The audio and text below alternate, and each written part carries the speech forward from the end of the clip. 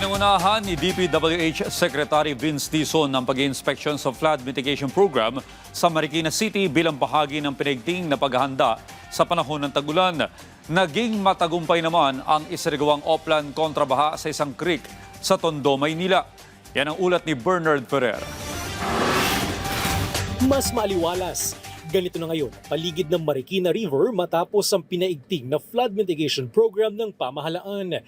Katuwang ang Japan International Cooperation Agency o JICA. Mula sa isang simpleng parke, mas inayos at pinagandang riverbanks habang sabay na pinalalim ang ilog sa pamamagitan ng tuloy-tuloy na dredging operations.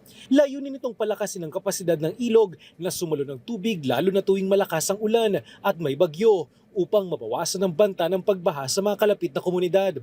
Minamadali na ng DPWH ang proyekto na inaasang makumpleto sa 2027. Napakalawak ng river, no? And ito, kung makikita nyo, kahit na park ito, flood control pa rin to technically. No? Kasi pinoprotektahan ito na walang encroachment sa river. No? Sabi ko nga, ito yung parang nakikita natin sa Korea, sa Japan.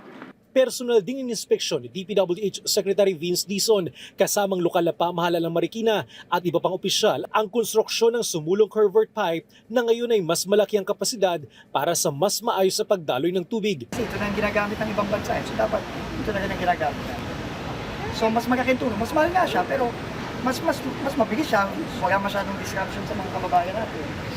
Tinututukan din ang Balanti Creek na kritikal upang masiguro ang tuloy-tuloy na agos at maiwasan ang pagbabara. Pinasisiguro rin ng kalihim ang agarang pagkukumpuni sa ilang bahagi ng dike sa Marikina River upang mapanatili ang integridad ng flood control system.